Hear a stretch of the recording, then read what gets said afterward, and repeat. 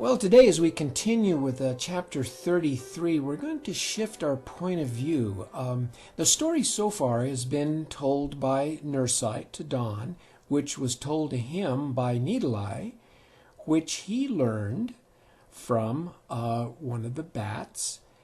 And this was a story about Teresa, as you know, and her early years in the Valle Bajo and adventures there in dealing with the Sorai threat.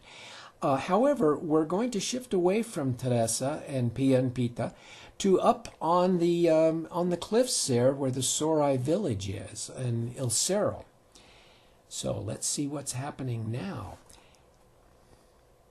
Later that day, coming down the bleak trail that snaked its way between the distant blue mounds to the northwest and the upper reaches of the west mesa of the Valle Bajo, a man in his 20s, leading what looked like two laden pack mules, seemed to barely move in the late afternoon heat. Two watchmen on the north edge of the Sorai Mesa had been eyeing him since noon when he emerged from over the ridge of the west mesa. "From the colors of his tunic and the style of his hat and the look of him, I'd say he's from the races of the great snow mountains," the taller guard said knowingly. "That or someone from the west, maybe Galpuz," guessed his shorter companion. "Nah, I don't think so. He'd be wearing cut-off pants and a broader brimmed hat." The tall one laughed. "Can you imagine how that idiot is getting so hot trudging along through all that sand and sage?" The short one was restless. "I'll go back to the village and tell him to expect a trader from the north before dark. I wonder what he wants." The tall one looked at his companion and seemed to doubt his powers of observation. "Look at the gear on the second mule, the bigger one. Smaller saddlebags and a heavy backstrap. Now think." The shorter one looked more carefully and thought for several moments. "Oh, that mule is being spared extra burden now and has a heavier backstrap to pull a slave cage. Another 10 years and you'll have a brain. Now get your butt in action and let the chief know we need to do a little hunting tonight if we're going to let our customer down there go home happy." That insult stung the younger one, but saying nothing more, he headed back to the village. At this point, the sun was less direct and did not burn with as much fierceness as a man from the mountains made his way up the trail to the village, where 3 priests of modest importance met him. A middle-aged priest with a heavier body than the average Sorai stepped forward in greeting. "Welcome to the village of the Sorai." Nursat stopped for a moment. "In case you're wondering, Don, Sorais is actually a nickname given by them by the people of the Valle, a nickname that doesn't particularly amuse them." To continue, the priest said, "It has been ages since one of your people have visited our mesa." The man stopped, grateful for the moment of rest, and regarded the Sorai with an innocent look. "Thank you," he said in a voice betraying his fatigue. "I am Hola of the Aspen race in the great snow mountains of the north. I come to offer many beautiful and practical items for trade." "Greetings, Hola. I'm Blue Lizard. And what is it the Sorai possesses that brings one of a different race from so far away?" "We are building new cliff dwellings to the east of our present ones due to the growth of our race. The work is hard and dangerous. We have need of 5 able-bodied men for digging and foundation work." The universal smile of a trader who knows he's got a guaranteed customer crossed Blue Lizard's face. "You've come to the right place. There are many in the valley that will fill your needs. Once you have rested and refreshed yourself, we'll take your order. We should have the slaves you require by tomorrow, the next day at the latest."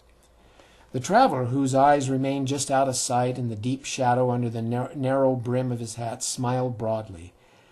"Sounds good, especially that part about resting and refreshments. I'm unbelievable thirsty."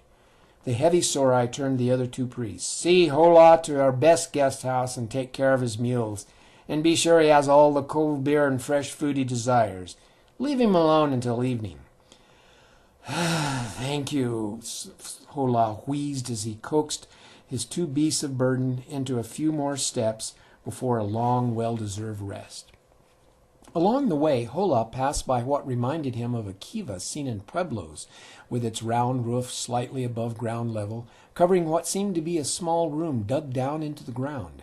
Next to the kiva was a low circular wall being built about 40 feet away. It wasn't of much interest to him, but he mentally noted the details.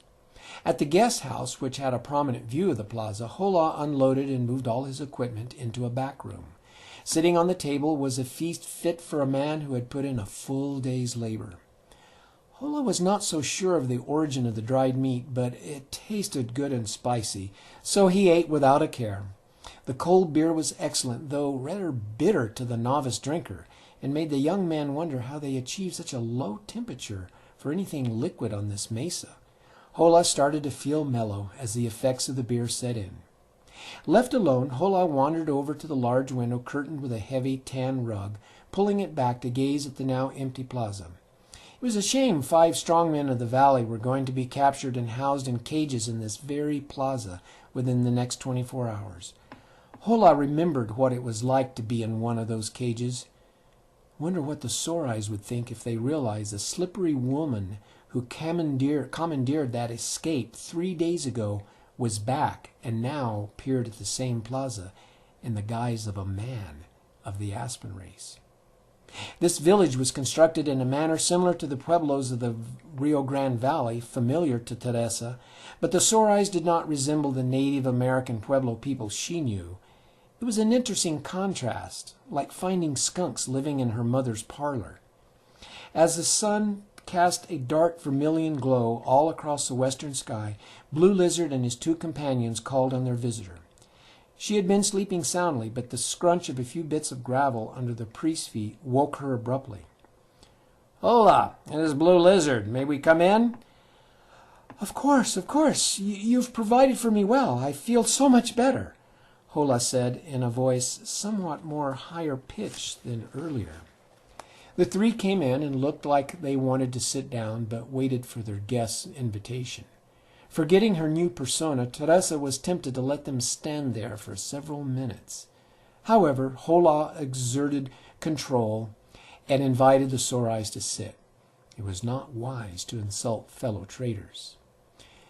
"We will have young ladies of the Water Moccasin family who have been working on a delightful dance do a performance for you. First, though, we need to know your requirements for slaves and what you've brought for payment so we can fill your order." Since 5 volunteers from El Mote, 2 storemen, and a couple of castmen, and even a cabaman volunteering of his own accord since his clan was currently leaderless, had already arranged to make themselves available along an open trail that night while singing loudly and carelessly.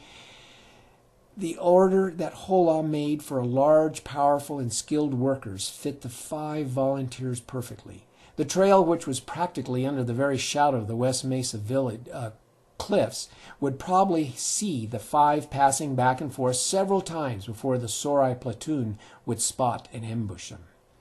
With the order made, Hola tempted his customers with some pottery conveniently filled with highly favored multicolored dried corn of North Country, a few strands of colorful turquoise beads, several silver bracelets, and a deer gut skin filled with powdered red chili of a particular volatile heat. Blue Lizard tried to stop the drool dripping from his thin, scaly lips. No use giving the competition an unfair edge when negotiating a trade. Pia and Pita had selected the items of trade carefully, knowing what enticed the Sorais. Some of their fellow Peralts and the clans of El Mote weren't exactly thrilled to hastily donate their treasures themselves, but the cause was of overwhelming importance. It wasn't a good situation, but they had little choice. Either Teresa learned more about the Sorais, or the coming war would be bloody and perhaps end with total Sorai domination of the Valle Bajo. As Blue Lizard walked back to his family's kiva with his 2 companions, they considered the possibility of throwing Hola from the cliffs in the moonlight and taking his goods without bothering with a slave capture in such a potentially dangerous time. Besides, the Sorais were somewhat new at the business of slave procurement and trading, so something easier always had a strong attachment to the unimaginative. The first of his companions suggested they do it, and forget antagonizing the people of Valle at this time, but the other took the opposing point of view. If we do that, eventually the Aspen race will go looking for him. Once they figure out he didn't have an accident, we will never enjoy trade with the North Country. They may not make us pay for his life, but the lost trade with him will hurt. So who cares about the Aspen race? The first one asked. We haven't traded with him in over a generation. If you ask me, they're just long-legged Peralts. What's the big loss? The other races of the Great Snow Mountains we regularly trade with will consider this an act against one of their own. They are at peace with each other, so we lose the whole bunch as trading partners if we cheat and kill this Hola. We can make his fall off the cliffs look like an accident, and our keeping his goods is an accident. Well, then we give back some of it to them and say the rest went over the edge with him. So what have we gained? A few turquoise beads, a handful of chili, and a lot of suspicion? We can't take the risk. Do you want to depend on the meager items the Valle people can provide us for generations to come? Blue Lizard cleared his throat to bring the debate to an end. That makes sense. Forget cheating this man. Get the slaves and make him happy. Maybe we can open up more trade with the Aspen race if we treat him right. Once we take over the valley, we'll have much more to trade, and we'll hold the upper hand with any trading partners. The first one wasn't ready to give in yet. Blue Lizard, with respect, if we capture slaves now, we have to be ready to go to war with the valley people right away, not in a few weeks when we're truly ready. What? Are they going to storm the mesa if we steal 5 worthless clanspeople? Blue Lizard blared. War is our destiny. We know. We have seen it. But we can't cut important trading bonds for the sake of stealing a few trinkets. I have spoken. The chief and the chief priest gave me command over this trade, and discussion is at an end. The first companion realized he had pushed too far and mutely nodded agreement. The second one tried not to be too smug over his victory. It was never a bad idea to impress Blue Lizard, and premature celebration could ruin the good impression he had just made. Meanwhile, back in the guest house, Teresa, being much more paranoid than Hola, kept an eye and ear alert to anything that might warn of a Sorai raid of her trading goods. No use ending up in a slave cage again. Okay, well, Teresa's being rather tricky there, isn't she? Let's see how it all works out next time as we continue with Chapter 34. See you then.